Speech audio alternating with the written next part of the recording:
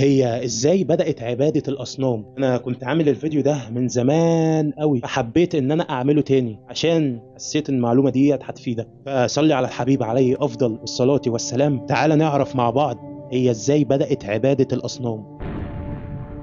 ربنا عز وجل رزق سيدنا آدم عليه السلام بقابيل وهابيل وشيس، فكان من نسل سيدنا شيس عليه السلام وناس صالحين ومتميزين بعلوم الدنيا اللي هم ود وسواع ويغوث ويعوق ونسرة. الناس دول كانوا صالحين وذو علم، وكانوا فاهمين في كل المجالات من زراعة وتجارة وعلوم النجوم والفلك، وكانوا فاهمين في مجال الطب، وكان ربنا عز وجل رزقهم بعلوم الدنيا. فكانت البشر ساعتها في وقتها، في وقت والناس الصالحين دي عايشة، كانت الناس بتحبهم حب لدرجة انت ما تتخيلهاش، عشان هم كانوا بيساعدوهم في كل حاجة زي ما انا قلت لك. فمن بعد ما توفت الناس دي، بدأ الشيطان يهيئ للبشر اللي بيحبوا الناس دول انهم يعملوا لهم مقام، حاجة زي التراب عندنا كده ساعتها، بحجة انهم يخلدوا ذكراهم. وجيل بعد جيل بدأ الشيطان يهيئ تاني للناس انهم يوسعوا الليفن شوية، بانهم يعملوا لهم تماثيل بحجة انهم يخلدوا شكلهم عشان الاجيال القادمة تعرفهم. جيل بعد جيل بدأت التماثيل دي تعبد